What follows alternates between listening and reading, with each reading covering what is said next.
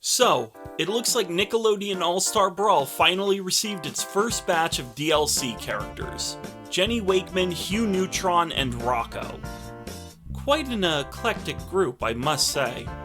If I had known we were getting a full-blown reveal trailer for these guys on May 13th, I would have done another video talking about my thoughts on them like I did for Garfield and Shredder.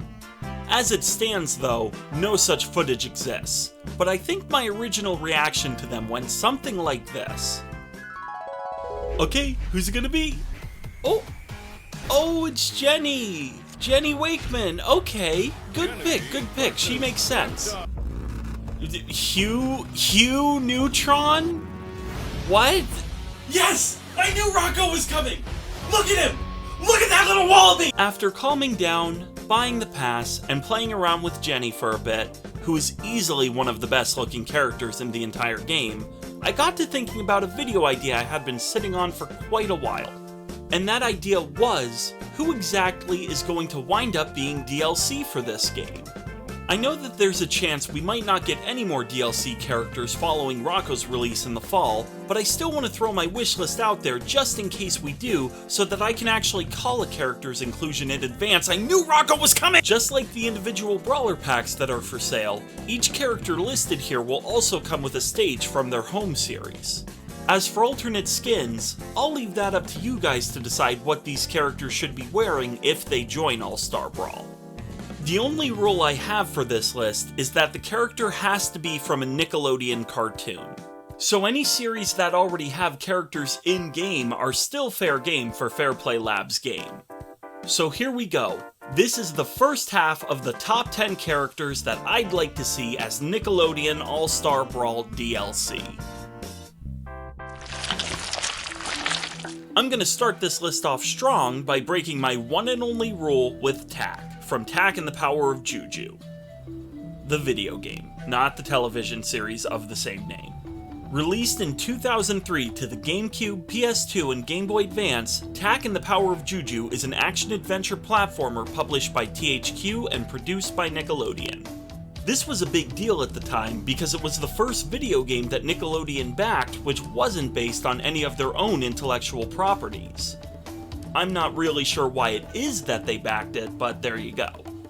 Then, several years after the game's release, an original Nickelodeon cartoon based on it came out in 2007. That ended up being another first for the network, as it was the first CGI series produced by Nickelodeon Animation Studios. All of that is to say, even though Tack isn't strictly a Nickelodeon cartoon original, or even a Nickelodeon original, I still think he'd fit in All-Star Brawl quite well. He actually got his start in a 3D platformer, so seeing him hop around in this game would feel totally natural. And there really aren't many other characters in Nick's history with a style quite like Little Boy Tarzan here. Still, Tack isn't super well known nowadays, which along with his unusual history with Nick is why he's landed so low on the list. His stage would take place in the center of his home, the very well named Pupununu Village.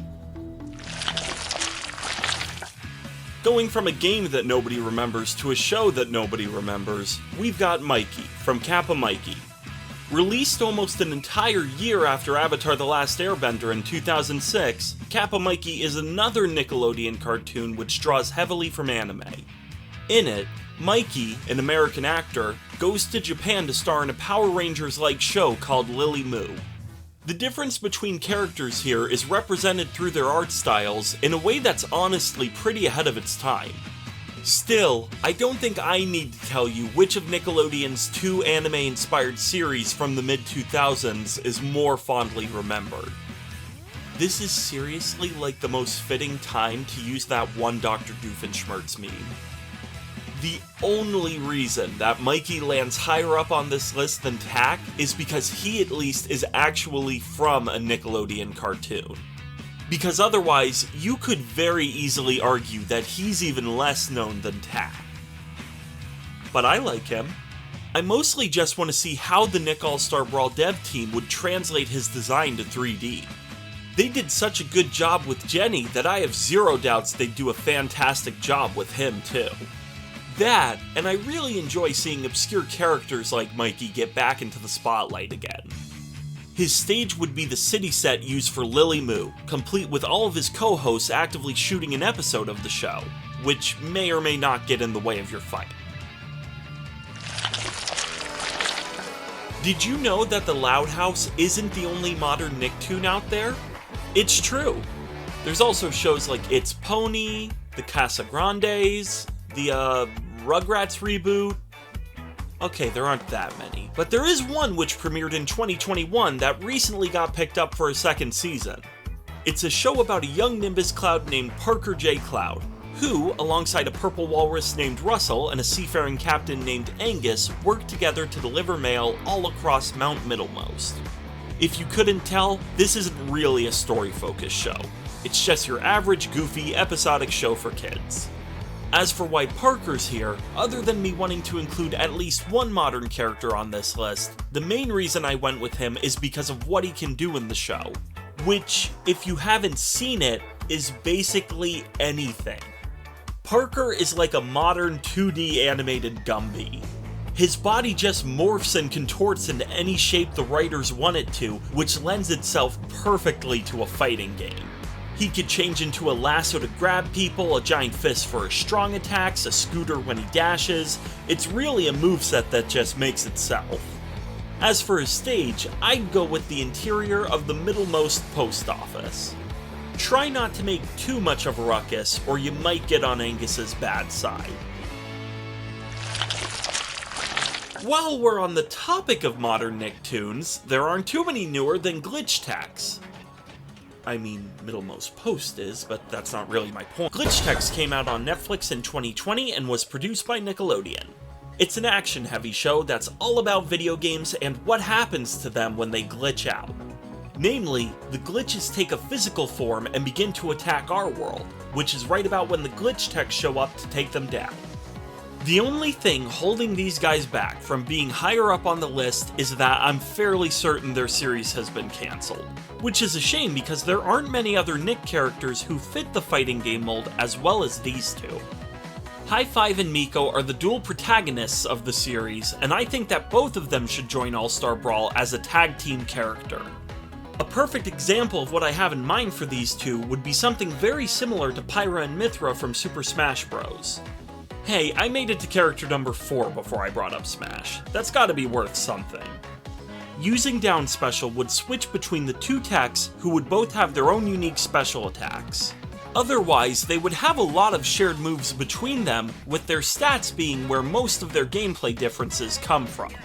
High Five would be fast and great at racking up damage, while Miko would be harder to kill and hit like a truck if you can line up her attacks. Their stage could be a couple of different areas, but I'll keep things simple and say it should be the Glitch Tech's headquarters. Watch out for Bit whenever he comes flying by. Going way back to the far-off year of 2002, which was in fact 2 decades ago now, we can see the air date of the first episode of Nickelodeon's version of Harold and the Purple Crayon, Chalk Zone. Granted, this wasn't that big of a deal since the pilot to Chalk Zone had already been shown off back in 1998 on Oh Yeah Cartoons, but still. This series is all about Rudy, a boy who found that by drawing a circle with white lightning chalk on a chalkboard, he could enter the Chalk Zone, a world made up of all the drawings ever erased off of chalkboards. So long as Rudy's in this world, anything he draws with the chalk becomes real. Stairs, cars, people, you name it. Much like with Parker, my main reason for wanting to include someone from Chalk Zone here is purely because of how much versatility a character from this show could offer in combat. Or in layman's terms, I really want a character who can draw anvils into existence. The only limit on a Chalk Zone character's moveset would be the limit of their designer's imagination. The opportunities are endless. Now, if you've been sitting there lawyering my words, you may have noticed that I've not said who in Chalk Zone I think should join All-Star Brawl, and that's because I don't think it should be Rudy. Sure, he's the main character, but I think Snap would be a better pick instead, and that mostly comes down to Snap's design. I just really want to see how he'd look in 3D. Also, if characters like Helga or Nigel prove anything, it's that the main character of a given series doesn't have to be the first one to get in. Snap's stage would, very unsurprisingly, be the Chalk Zone, and it would almost certainly be an annoyingly large traveling stage that's filled to the brim with hazards. And that brings us to the end of the first half of my list. All 5, or technically 6 of these characters are ones that I would be very happy to see join All-Star Brawl.